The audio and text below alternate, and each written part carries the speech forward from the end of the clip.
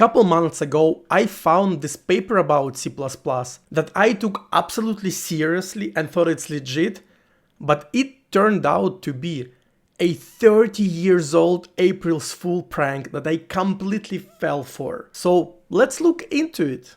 The name is Generalizing Overloading for C++ 2000 by Bjarne Strostrup himself. This paper outlines the proposal for generalizing the overloading rules for standard C++ that is expected to become part of the next revision of the standard. And not gonna lie, when I initially read it, I completely glossed over it, so I don't think I've even noticed that when I read it. With the acceptance of ISO C++ standard, the time has come to consider new directions for the C++ language and to revise the facilities already provided to make them more complete and consistent. A good example of current facility that can be generalized into something much more powerful and useful is overloading. By the way, notice the double whitespace after stops. This is very OG.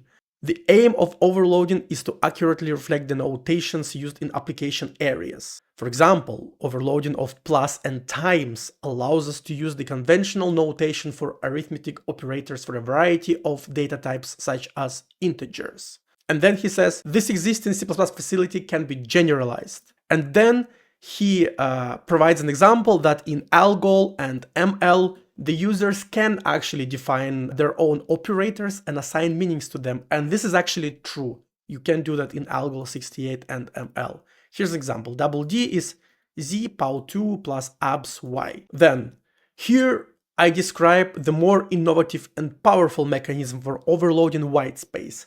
Consider x times y in programming languages, Fortran, Pascal, and C++.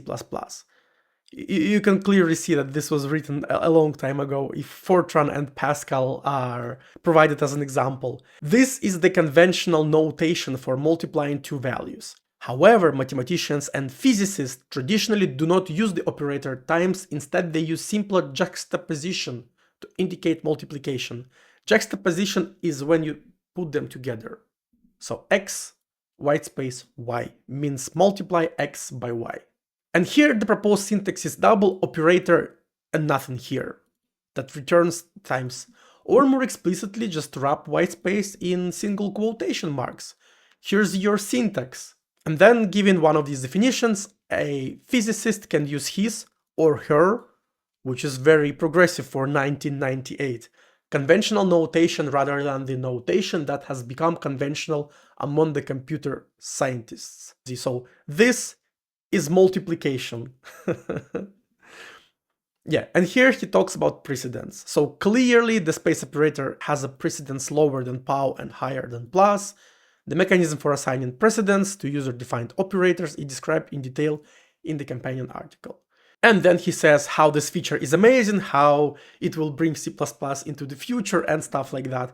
Previous work, not gonna lie, I completely skipped over this. So maybe if I like saw this, right? Like so this, maybe something would have rung the bell, but I skipped the section completely because it's just like some quotes, whatever, who cares. And then he starts getting into this chapter which called overloading separate forms of whitespace. Yes, there are of course several forms of whitespace. You have a space, a tab, a comments like this, comments like that.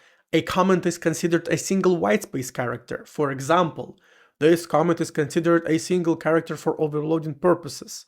Again, I could have probably started to suspect something here, but I was thinking that he would be talking about how to ignore comments completely in the implementation. It was soon discovered that it was essential to be able to overload the different forms of whitespace differently.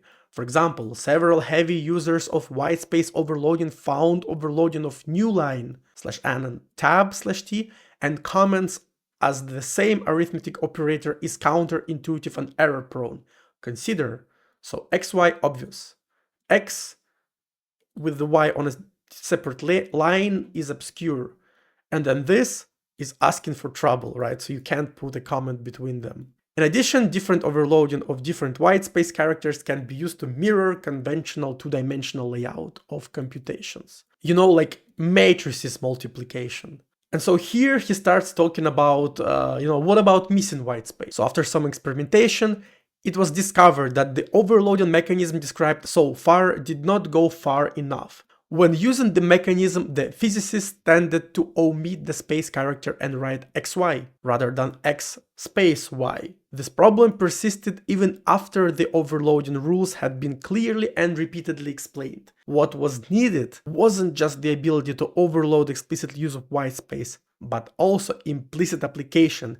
This is easily achieved by modifying the lexical analyzer to recognize XY as two separate tokens. So I was like sitting, reading it and thinking that this whole ordeal is such a big can of worms. No wonder it wasn't accepted. So I haven't even thought that this is all nonsense. So I was thinking like, okay, let him cook. This is like a big article. This is barely even a half of it. And so, okay, the missing white space between two identifiers are assumed to be a space if they already declared. Deciding how to resolve the ambiguity that arise for XY when XY and XY are all declared was one of the hardest issues to resolve for the white space overloading design, which makes sense. One obvious alternative is to apply the max munch rule. And here I was like, max munch? That actually kind of sus. So I went to check for it, and apparently maximal munch is a legit thing in computer programming. So at this point I was completely on board. After that I just blindly trusted everything I see here. Throwing such a weird looking name into this kind of prank is genius. Like, it's totally genius. But yeah, greedy parsing rule, blah blah blah blah blah. However, this has unfortunate effect that the declaration of XY can completely change the meaning of a conforming program. That is, adding int XY to this, right? So here Z equals XY means X times Y. But if we declare XY, this just assigns Z to XY. So this is like a normal C++.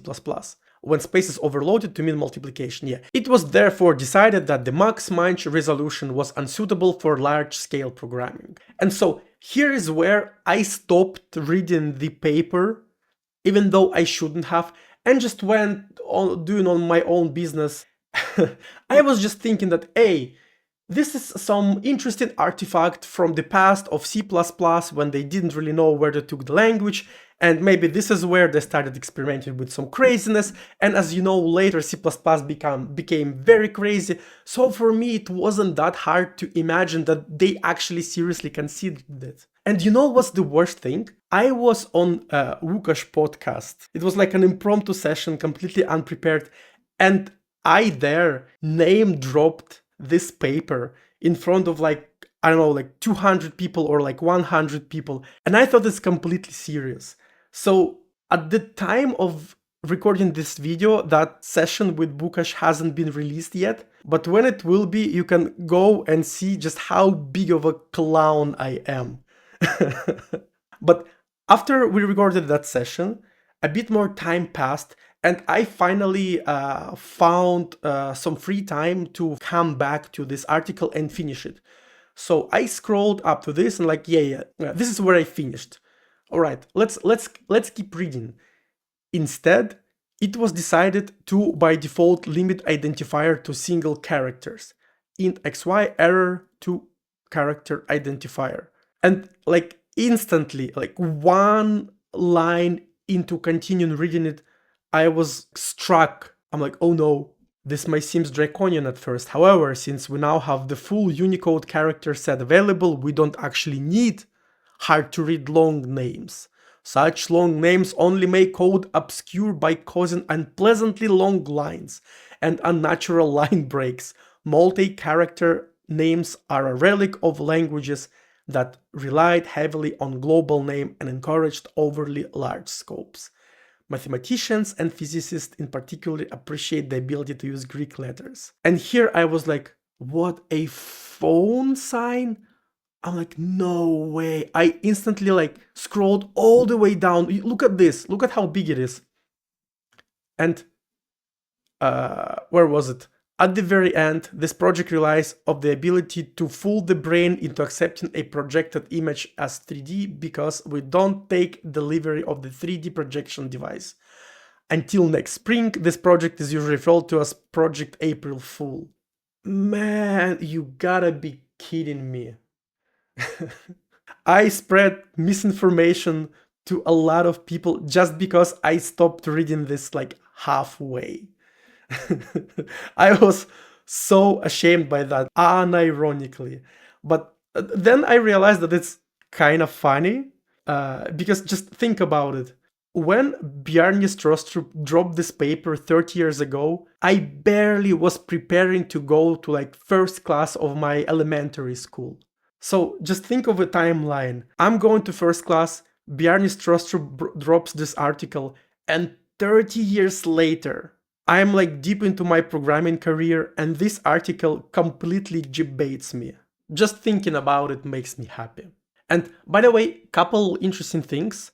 Did you know that some languages actually let you do this? So you can copy, this is like Greek letter, and if you go to something like Python shell, you can actually assign it. Yeah, you can actually do this. And then this letter has a meaning, right? So yeah, some languages, I guess, take it a bit too far. And also, I actually don't know if there is any legitimate existing programming language that lets you do math like this. There is a thing called MathCat, which is, was it here? No, this is Max Payne article. This is the one, yeah. So MathCat lets you write math like this. So this is the thing we're looking for, right? And yeah, it just executes the equation. But I guess MathCat is more of a what you see is what you get editor than a programming language. So yeah, I actually don't know. If you know something like that, drop it in the comments. I'd really like to look at it. And also, feel free to roast me in the comments. I kind of deserved it, not gonna lie. I was really conflicted about recording this video, but I decided, to share this moment of vulnerability because yeah, I think it's very funny, man. Really funny. But yeah, anyway, thanks for watching. Yeah, bye bye.